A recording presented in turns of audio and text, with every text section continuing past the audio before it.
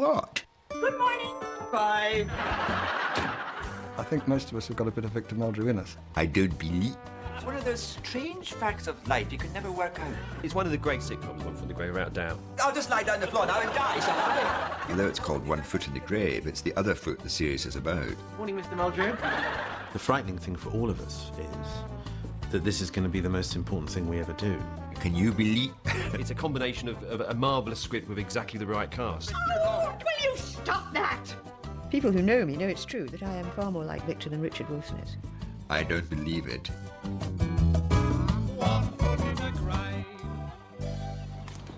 A normal suburban street, populated by normal suburban activities.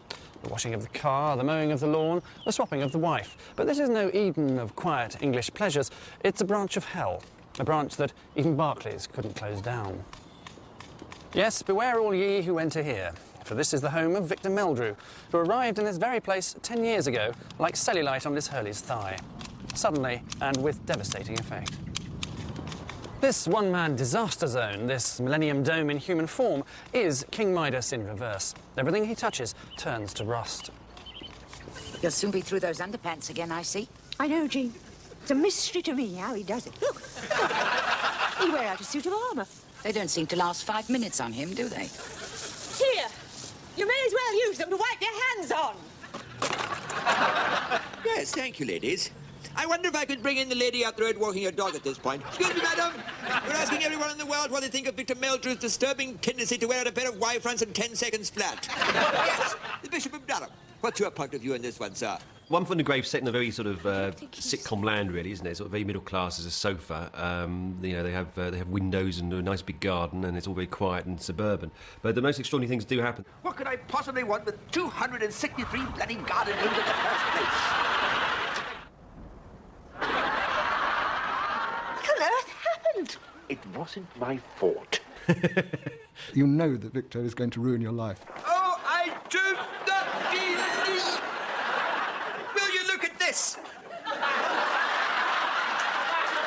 Victor's world isn't a cartoon world. Strange, surreal things seem to happen to him and do happen to him, but then there is always a reason why they've happened. I don't be...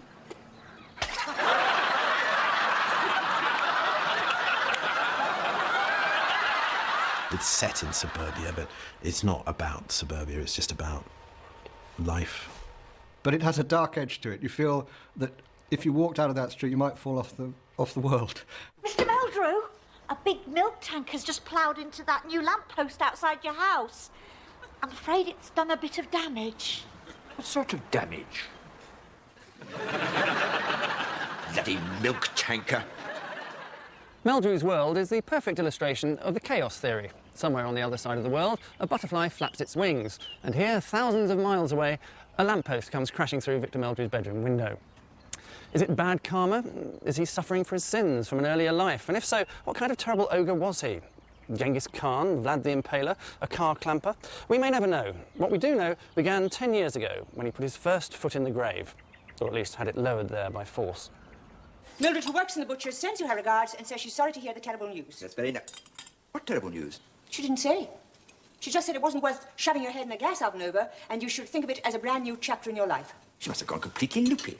Victor Meldrew started off as, in the first episode of the first series as a security guard who was replaced by a black box when he was 60, I suppose. So he had another 5 years to go as far as he was concerned. No. Isn't it amazing what they can come up with these days? It does everything you used to do, except complain about the air conditioning. I played Mrs. Inglis, who was Victor's boss, and I sacked him. I was responsible for Victor having one foot in the grave. He was very upset about being made redundant. He wasn't a pensioner. He wasn't necessarily... He didn't see himself in the scrap heap. Well, I suppose it was a forced retirement for him, wasn't it, then? He had to go and find something to do with his life and something to do with his wife as well. So how big was it then, Mr. Meldrew? What? This box? Well, I suppose it was about 12 inches wide by about...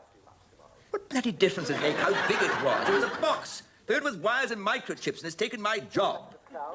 are now officially a lower form of life than a Duracell battery. He's always looking for work. He's always going for jobs, but never gets them. And when he tries a job, he's not very successful. I played a man called Louis Atterbury, who was a businessman, who had the misfortune, the ill-advised misfortune, to employ Victor as a chauffeur.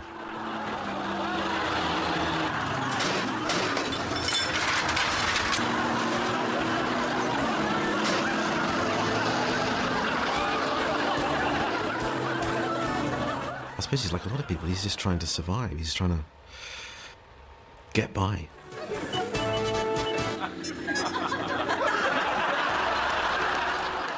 Victor, for me, is every man. He's done the right things. He's saved his money. He's worked and he's had a good marriage. And suddenly, life isn't quite so good. Still, I've had a good life. I've had a bloody awful life! I like Victor Meldrew. I think most of the time he's a very decent man, and that's what's good. He doesn't start out as a Basil Fawlty or whatever. He's a genuinely nice man, I think. And it's just the rest of the world gets to him. Victor is a victim, really. I mean, I chose the name with very, very specifically, Victor is a loser. There was nothing very mysterious about that. And, you know, I suppose he essentially is a character with zero tolerance, you know, of the world, of the insanities around him, of all the adversity that I spend all my time trying to invent, to inflict upon him. When people talk about Victor as the grumpiest man in Britain and all the rest of it, I deny that and say that he's not grumpy at all. Gorgeous. The sort of day that actually makes you glad you're alive. Get off, the lot of you! Go on, get away! This is my bloody shed. You'll get the bloody hell out of here! That seems to have done the trick, doesn't it? It's the comedy of irritation, which is the great English backbone of comedy. All of the great characters in English comedy are irritated and annoyed and complaining about the situation in which they find themselves. And it's the abuse that they give to the situation that makes it funny. The fact that he does get grumpy means that something has happened to him. And quite a lot, of course, does happen to Victor. Unbelievable! Do you see what I just found in one of those crackers you bought? No, but do, please, tell me. Question. What's the difference between Victor Meldrew and a chef who keeps dropping his pancakes? Answer, they're both useless tossers. The character is a sensitive character, and because things go wrong, that's where we see the anger and the aggression and the grumpiness. But there is always a good reason for his grumpiness. I don't believe it!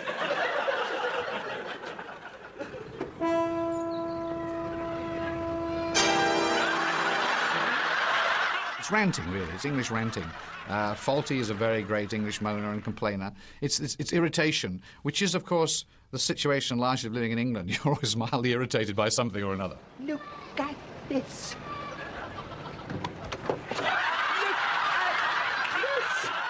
He complains a lot, of course, about the inequalities of life and about the fact that people keep throwing things into his garden and use it as a rubbish tip. Is there any more crap you want to sling over people's gardens? This is the front lawn, not a bloody can recycling plant.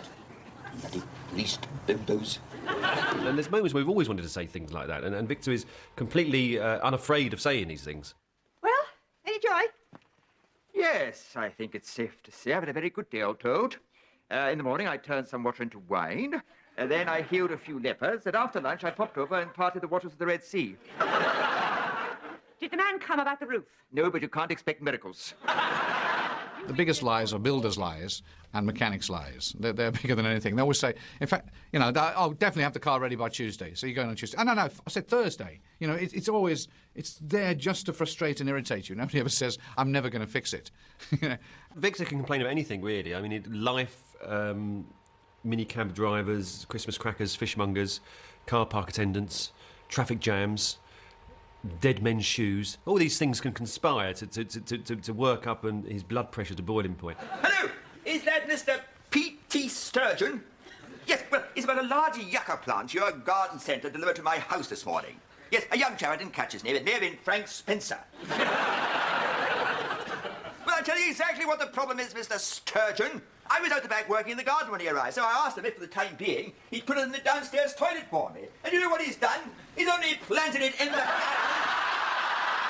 He upsets people a lot by shouting at them, and giving them a hard time, so they do get the revenge on him in various obscure ways.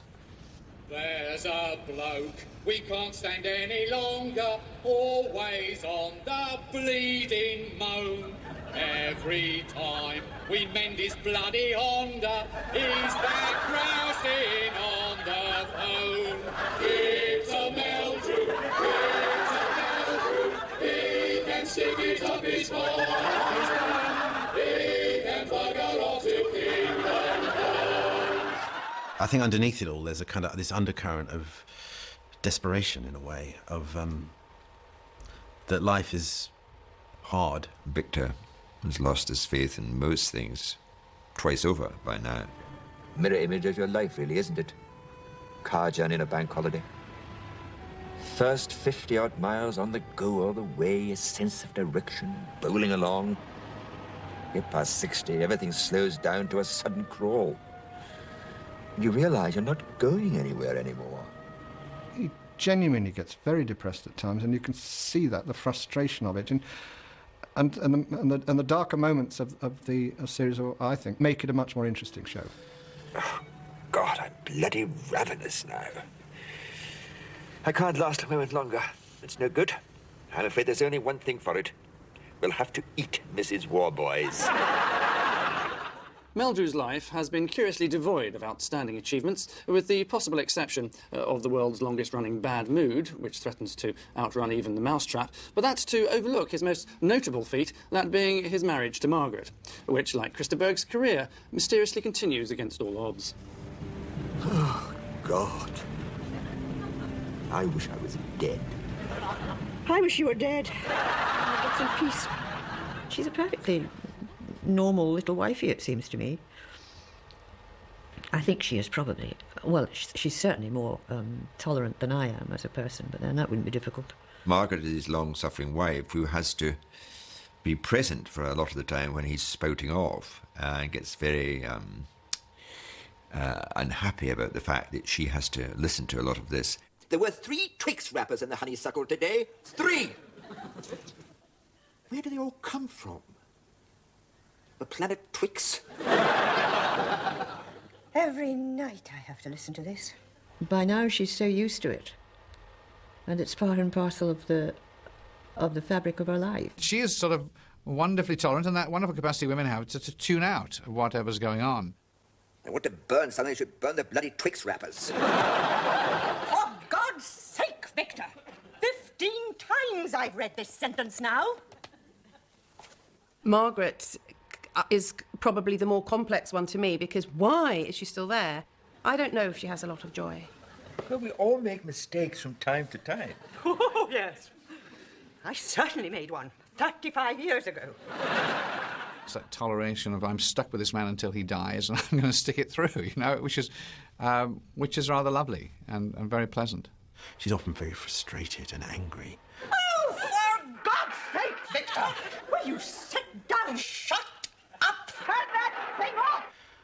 And it's tempered with a kind of compassion. They will bicker and shout at each other because really deep down it's not threatening their marriage at all. You know, a lot of people ask Annette, you know, why she stays with him. No one ever asks me why I stay with her, I notice. I could stuff a mattress with your pubic hair.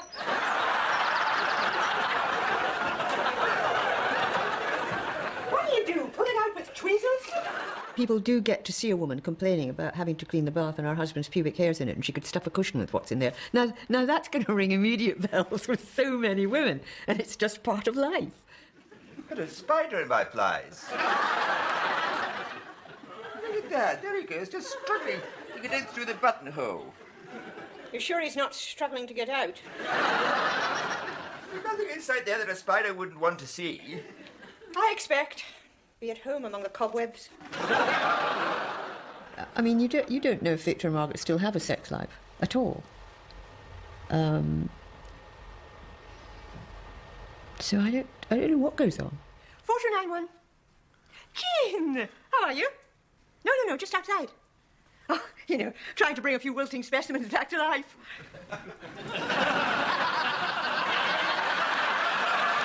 I suppose it's sort of fairly typical of a lot of marriages where people exist together because they don't know anything else. She loves him. Funny thing, love. It has so many forms. I mean, we all use the word, but we all mean something different. Especially when you've got past the stage of lust. It's something very personal and very subtle and very impossible, really, to analyse.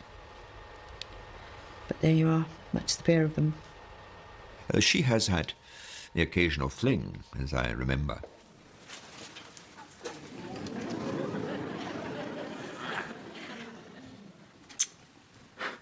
What was that for? Just kissing you goodbye, Ben. She gets the chance, but as she says, she'll stay with her husband because he cares about so much. One of us is going to end up being cruelly rejected, and I couldn't bear that to happen. But how can you say that? If you don't reject me, I would never reject you. I meant one of the three of us. You talk about being sensitive. I'm afraid that's Victor's trouble. He's the most sensitive person I've ever met. And that's why I love him, and why I constantly want to ram his head through a television screen. I've had several offers of flings, yeah, and some of them misunderstood, of course. She gets quite jealous, though, doesn't she? The minute she thinks Victor's looking at anybody else, she gets quite beady. Hello, Millicent. Oh, so what have you come to tell me? I suppose he's denied the whole thing. Well, of course. I mean, naturally he's going to deny it. Naturally? Because it never happened. The one thing I never took you for, Margaret, was gullible. I mean, I really thought you were stronger than that. Yes? Well, we'll see, won't we? Just how strong I am. And in future, we'll be getting our potatoes from Sainsbury's. Einstein has explained the theory of relativity, Freud the workings of the mind, and Vorderman how to reach 592 using one number off the top and any 6 others. But to date, no scientific or mathematical genius has yet been able to explain why anyone should want to befriend Victor Meldrew. A step forward, Mrs. Warboys. You're right. I can definitely smell it. What do you think it is? I don't know, but it's worse when you stand by the sideboard. Well, don't stand by the bloody sideboard. Go home. You know he can't smell a thing, Jean. Not since that accident up his left nostril last summer. Oh, well, that was asking for trouble, wasn't it? You should never try and sniff a live wasp, Mr. Meldrew. It's a well-known fact. I find Mrs. Warboys almost the funniest character sometimes because she's so enthusiastic in many ways, and she's so vulnerable and so insensitive as well. She's a nice enough person, don't you think so? She's tactless. She's absolutely tactless. How's the travel sickness now, by the way? I haven't heard you retch since Basildon. Mrs. Warboys is another kind of... She's not really a neighbour, although she probably lives nearby. Is another friend who is more sinned against than sinning by Victor. What the bloody hell's this? It's Mr. Burkitt's dog, Nippy. Nippy? Doesn't look very nippy from where I'm standing. She seems to have been sent on this, placed on this earth to deliberately drive Victor completely nuts in a way which is... She has no understanding at all of what he's getting worked up about. How did it go? Did you manage to get them both? Fine, thanks, yes. Took a bit of a while to find Margaret. I believe she won't be needing it now. I don't think they're all that well organised in that place, if you ask me. I've known 1 or 2 people say over the years. He thinks she's a little bit silly, and they end up at cross purposes and with crosswords many a time. What's this? Oh, yes. She said they got almost all the beetroot out if you didn't look too closely. Myself, I can hardly see a thing. This! I mean, this isn't my suit. Isn't it? Quite innocent she is about a lot of things. You must have seen it as a mistake when you got it out. Well, I don't know what your suit looks like, do I? Well, it doesn't bloody well look like this. I mean, where do you think I shop? King Kong at C&A's? And Victor's exasperated looks. He can't believe that human beings with the power of speech are having this conversation. She means well. She wants to help. She manages always to do the wrong thing or be in the wrong place. I started telling him all about my dog Trixie is distemper. Stop the car and get out! What? Now! She has awful things happen to her. Ray Winston put her in a bag and rolled her down a hill. Where she is mounted by a dog. Someone should tell you you're really tedious company! Mrs. Warboys has to suffer such indignity and physical damage. Yeah. Well, how do these things happen?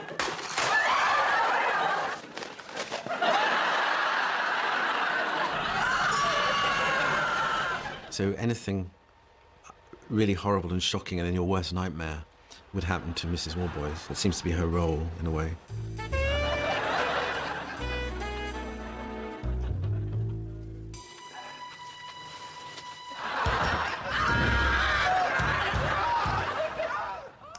There's an old saying that you can choose your friends, but you can't choose your neighbours. A fact that my character, Patrick, and his wife Pippa were reminded of on a daily basis. Having Meldrew as a neighbour was like having Saddam Hussein, Jeremy Paxman and John McEnroe all rolled into one and mowing the lawn next door. You won't come out for a meal with Mr. Meldrew tonight on principle, just because of what's happened in the past. Well, we'll bring up and cancel, but I suppose it's a bit inconsiderate, isn't it, really? Dragging him out of his coffin in broad daylight. Wonder what bizarre aquatic species I can expect in the groin this time. Stingray up the rectum? Perhaps I'll just get off lightly with a couple of barnacles on the foreskin. Patrick and Pippa began as Victor and Margaret's neighbours, and in fact, I think arrived back from holiday, having bumped into them once before. But who the hell are they? I haven't the faintest idea. Victor doesn't recognise who they are and thinks they've come to stay when they arrive back with their luggage. It's just that I think it's time that we left you in peace. It is way past 11. Victor! Look, just hand those back and don't be so obstinate, the pair of you. Victor, if they want to go, perhaps they should go. Thank you. Very much indeed. That's how it started off, so it got off on the wrong foot, and it sort of continued in that vein. The next few series we were next door neighbours, and Patrick fell out on numerous occasions with Victor.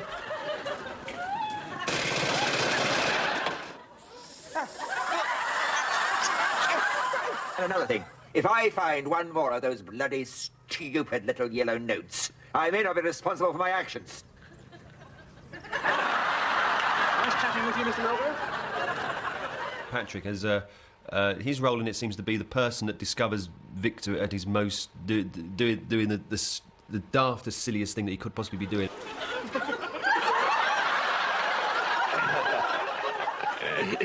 Afternoon. He's totally convinced, quite rightly, that he's living next door to possibly the maddest man on the planet.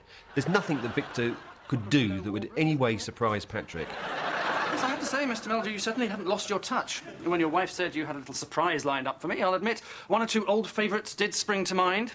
A gift pack of your own worn underpants, a jelly of cat's urine, but no, for all-round staggering pointlessness, this has to take the biscuit. Patrick thinks that Victor has in some way snubbed him or offended him or acted in an outrageous or ridiculous way, when in fact the audience know that it was a perfectly harmless act. So in many respects, it's Victor who's the good guy, and Patrick who's turned into the slight ogre.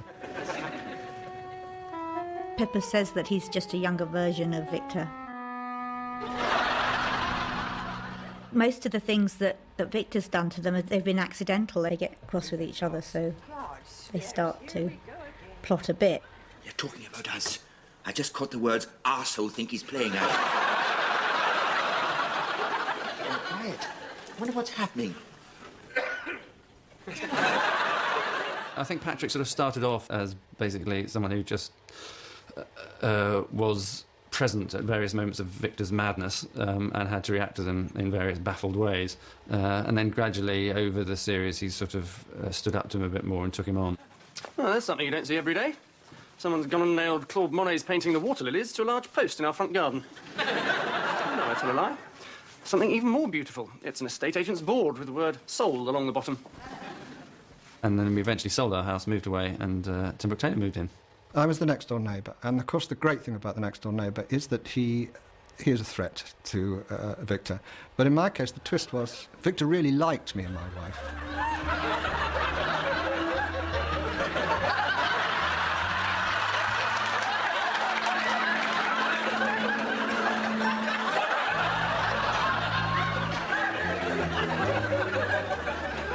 It's the new neighbours who move in next door to Victor, who come in with such high expectations, and they know they've heard the stories about this man who they're coming to, and can't see anything wrong with him.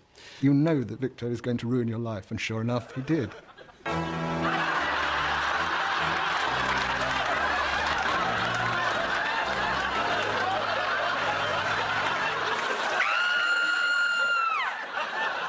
My character on the other side is the one doing awful things to Victor, but not in any deliberate way.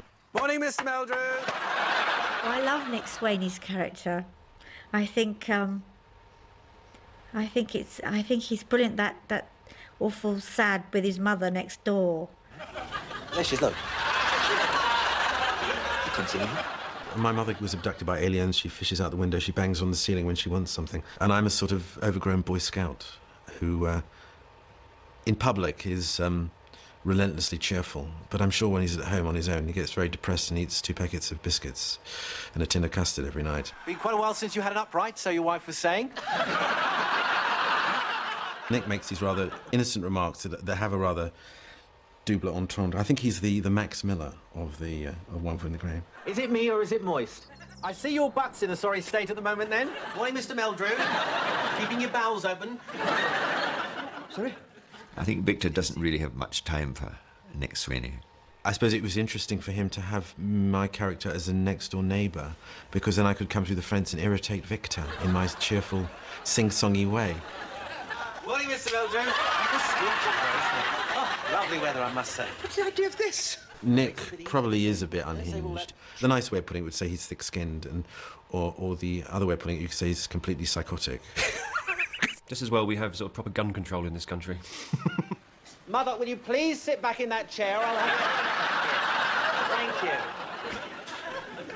I wouldn't mind, of course, being a serious piece of beefcake, but I don't think that's going to happen. So I'll have to make do with being the loony neighbour from next door. The big moment now, the lovely actress and star of all those famous tea commercials. I'm sure you'll all give her a very warm welcome as I introduce... she was here a minute ago. Oh, dear. Animals get us into trouble. Although, of course, we've never killed an animal. As far as I know. Margaret, What's the matter? did you put a cat in our freezer? People think we've actually stuffed a cat in the freezer and frozen it to death. You're not going to take it out. I'm not going to leave it in there, am I? So its eyes light up every time you open the door. It was almost a kind of pivotal moment in the first series that sort of shook a lot of reviewers up, and I suspect a lot of viewers who had hitherto thought they were watching maybe a fairly traditional and safe suburban comedy, and suddenly this rather black and quite fairly tasteless moment occurred. Are you sure it's dead? Well, you'd think it's a pretty safe bet, wouldn't you? I had this truly obscene letter from this man who was upset about the cat. He even went as far as to say, I know it wasn't a real cat. Or, sorry, I presume it wasn't a real cat. But the names he called me were just extraordinary. Well, that's Britain, isn't it? Yes, we're always far more worried about our pets than we are about our neighbours. What on earth's that you've got on your foot? Where? You've got your foot in a rotting hedgehog. God! And so there's always that kind of where you laugh and then you go, ooh, should I be laughing at this? And I think that's great. I like that. Are you sure she's all right? Be quiet. Oh, God.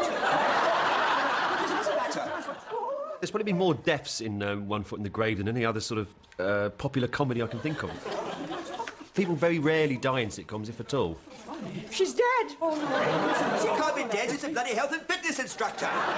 It's almost routine and middle class, and then it goes very dark and very shocking, and you are always surprised. In fact, you know, you're on the edge of your seat because you're waiting for something quite extraordinary to happen, and you're never disappointed. Maybe the darkness that's in there is a good counterbalance towards the absurdity of it as well. I don't understand the phrase dark. People keep using it, but I really don't understand it. It's just part of life, isn't it? It's part of what we all live, what we all know, what we all talk about. And God knows there are many of us who laugh at funerals. I mean, that's the way it goes. I think I just might kill myself. Spam, spam, Big pieces of sperm, that's very funny. When you come to think about it, it's not the stuff of... You wouldn't normally call it the stuff of comedy. It's much more like normal life. It's just that, it's just that normal life goes on, and then, in the first minute, something just slightly nudges it off, and then it's nudged a bit more until suddenly the whole kind of thing tips over. It's basic comic unpredictability, really, just trying to derail the audience slightly so they have some expectation, and then you kind of wrong foot them. It's the great difference between American sitcom and English sitcom is you can actually have one writer write an entire series. So it's actually his viewpoint on life instead of like a committee writing every joke every week. So it's nobody's view on nobody's life. There are things that you think, how did he get there? How did he get? And very often, when you see it all put together in the film and everything, it makes a sort of sense. Hey, boy. Come on. Hey, boy. The audience are in advance of the characters in some ways, and even when we don't know exactly what's going to happen, I mean, in One Foot in the Grave, somebody only has to put down a cup in the kitchen, and you think, oh my God, something awful is going to happen in that cup. Stop worrying. If he was going to run away from home, I'm sure he'd have left you a note. We've seen the dog before. We know the dog is lost. We haven't seen the dog go into Victor's house. We haven't seen him go behind the chair. But so when he picks it up and does that, it looks very, very odd. But again, there is a reason, there is an explanation as to how the dog got there. 4291.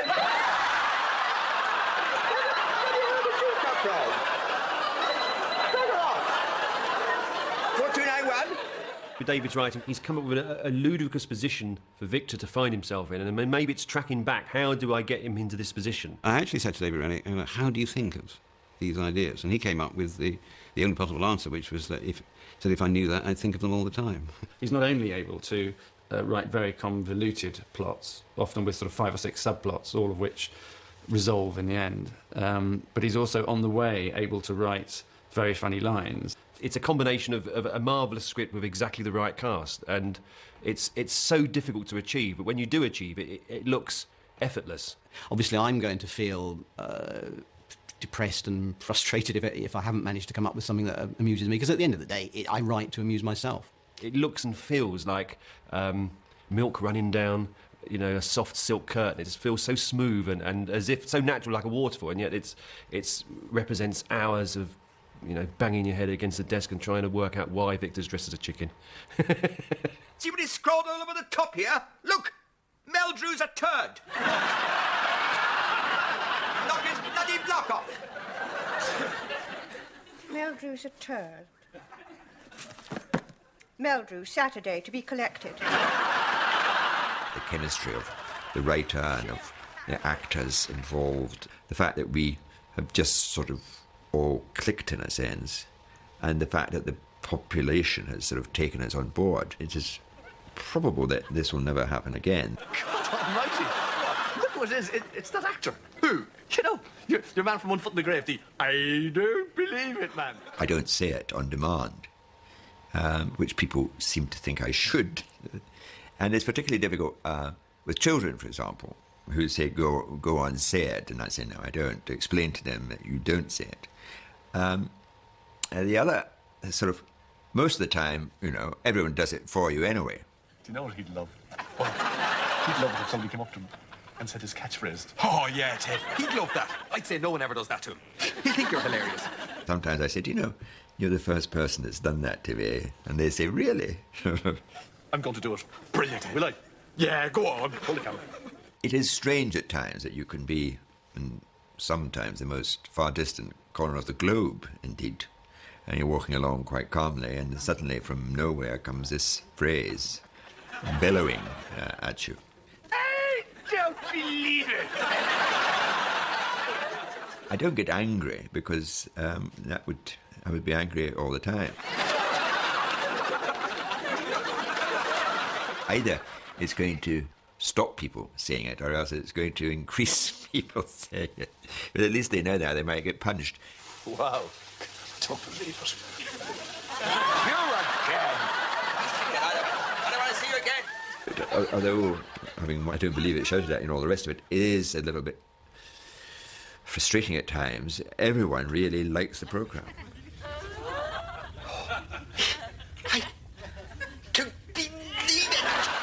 I can't imagine that 20 years from now people won't still be watching them and laughing at them. Of course, one will miss the fact that you are, dare one say it, a cult figure in a way. And one will get less cultish as time goes by, and that I'm going to miss that. I think that sort of success occurs once only in a lifetime, and it's amazing that it's occurred at all. I certainly don't expect it to occur again. Well, of course I'll miss him. But at the same time, I think it's time to say goodbye, Victor. So Victor Meldrew is destined to go the way of all flesh. Endless repeats on UK Gold. But he'll leave behind him something more than just golden moments of classic comedy and a regular royalty cheque for the cast. He'll leave a little bit of Victor in all of us. At least that's what the BBC would have us think.